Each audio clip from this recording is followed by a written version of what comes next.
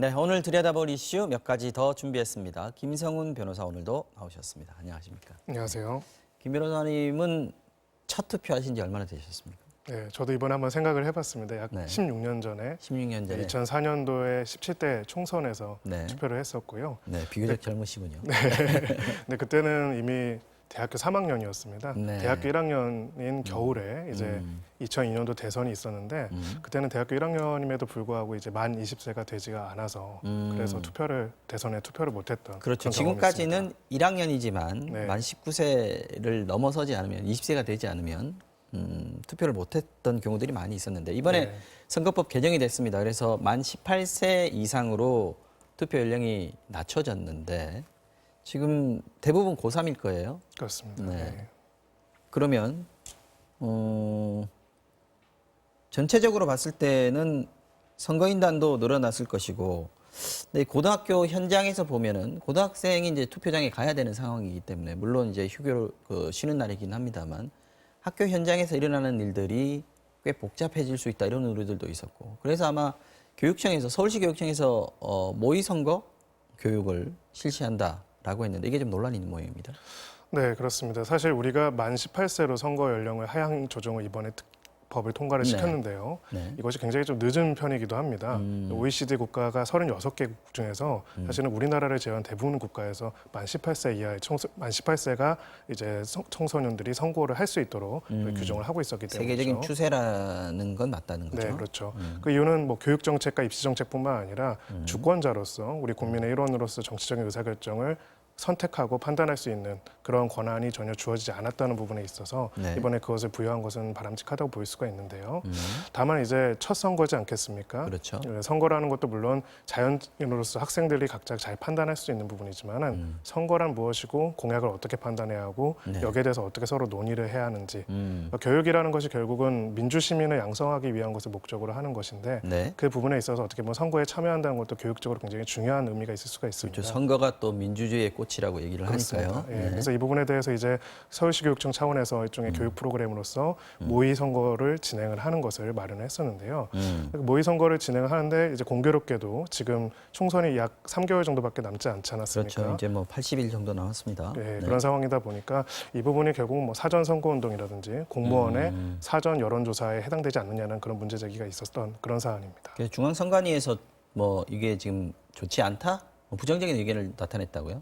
네, 공직선거법 86조에 따르면은 이제 네. 공무원이 여론조사 등을 이제 할 수 없도록 되어 있습니다. 사전 여론조사들을 할 수 없도록 되어 있는데 네. 이 모의 선거라는 형태가 교육적인 효과와는 변론으로 하더라도 현재 지금 진행 중인 선거에 관한 현재 정당들에 대한 어떻게 보면 청소년들의 모의 투표를 통해 가지고 네. 사전 여론조사와 같은 동일한 효과가 있을 수도 있다라는 우려 때문에 이 부분에 대해서 공직선거법 제86조에 위반될 것이다 이런 의견을 밝힌 것으로 보도가 됐습니다.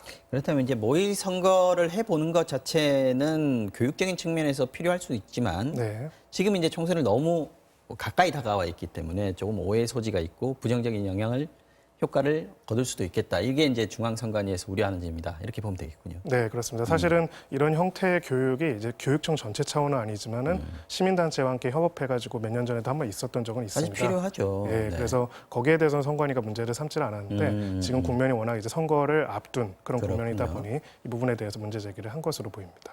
그 문제 제기가 또 1년 타당성이 있다고 보고 지금 서울시 교육청에서도 받아들이겠다 이런 입장인 것 같습니다. 곧 고등학교 졸업식 있지 않습니까? 졸업식에 참석하는 사람들 다 이제 4월 총선에서 표를 던질 유권자인데 네.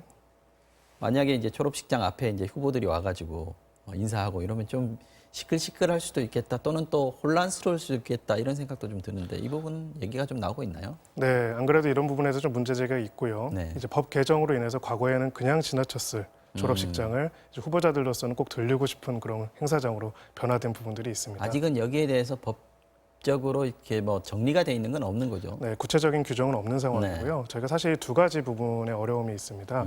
두 가지 가치가 어떻게 보면 충돌된다고 볼 수도 있고요. 네. 교육 현장의 정치적인 중립성, 교육 현장이 어떤 정치적인 편향성을 가지지 않아야 한다라는 가치도 있고 네. 또 한편으로는 이제 학생들 또한 유권자로서 공약과 정부와 그다음에 후보자들에 대해서 판단하고 정보를 얻을 수 있는 권리와 의무가 또 있지 않겠습니까? 네. 그런 부분들이 두 가지가 있는데 이것을 교육 현장에서 어떻게 적용을 할 것인지 사립학교 교원들 같은 경우에도 이 경우에는 어떤 판단을 받는 게 맞는지 학교 내에서 학교 외에서 정당 활동이라든지 선거운동을 어떻게 대우하는지가 사실은 이 법이 통과된 직후 아직 한 달도 채 되지가 않았기 때문에 정비가 되지 않은 그런 부분들이 많이 있습니다.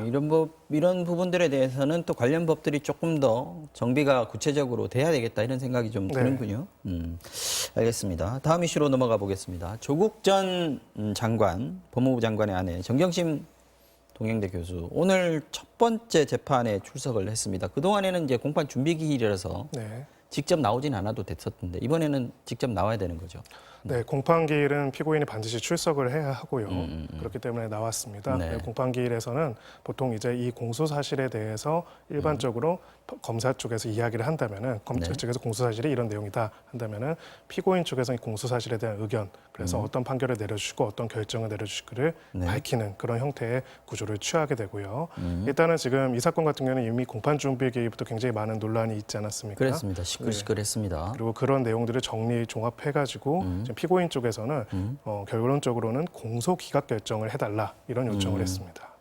지금 공소장 변경하냐 마냐 가지고 시끄러웠고 또 지난번에 법원 풍경 자체가 기사가 된 적이 있습니다. 검사들이 뭐 집단적으로 들어가서 판사하고 거의 뭐 말싸움 수준으로 시끄러웠던 적이 있었는데 이번에도 공판이 이제 시작이 됐습니다만은 공소장 변경 문제 이 부분에 대해서 아까 뭐 정경심 교수 측 입장은 공소 기각을 요구한다고 했는데 검찰에서 이걸 뭐 받아들일 수도 있는 것도 아니고 재판부가 어떻게 판단하느냐가 중요하겠습니다.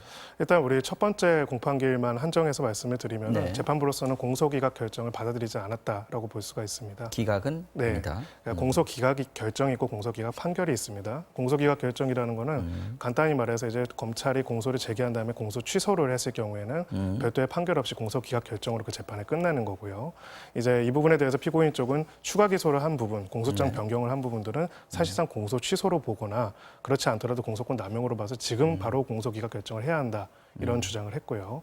여기에 대해서 재판부는 적어도 이거를 공소 취소로 보기는 어렵고 지금 단계에서 공소 기각 결정을 할 만한 사안으로 볼 수는 없고 증거 조사를 통해 가지고 사안을 판단해 본 다음에 이후 본안적인 실체적인 부분들을 판단해서 종합적으로 고려해서 판결을 선고할 것이다. 이렇게 밝혔다고 볼 수가 있습니다. 오늘 공판에서 나온 얘기들이 좀 있나요? 지금 아직까지 알려진 게 없는 것 같은데. 어떻습니까? 네, 일단은 지금 나온 이야기들을 종합해서 보면은 결과적으로는 재판부로서는 지난 공판 준비 기일에서 왔던 어떤 절차적인 부분, 형사소송법상 절차적인 부분들에 대한 것들을 조금은 차지하고 이제 앞으로 실체적인 진실이 무엇인지를 밝혀내가는 공판에 조금 더 집중하고자 하는 그런 입장을 밝혔다고 볼 수가 있습니다.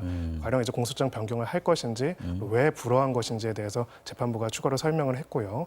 이 공소장 변경이라는 것들이 이제 이걸로 많은 이슈가 되는데 가장 중요한 부분들은 피고인의 방어권 보장에 관해서 불이익함이 없는지를 기준으로 결과적으로는 판단을 합니다. 근데 이 부분을 판단하기 위해서는 결국은 이 사건의 실체적인 진실들을 밝혀내가는 과정들이 필요하기 때문에 이 부분들이 이루어지기 전에 공소권 남용이나 공소 취소로서 공소기각 결정을 안 하고 이제 이 부분에 대한 실체적인 조사들을 진행을 하면서 추후 이 부분을 판단할 수 있도록 하겠다라는 입장을 밝혔다라고 볼 수가 있습니다. 네, 마지막으로 짧게 보겠습니다. 지난번에 예고를 한번 해드렸습니다. 저희가요.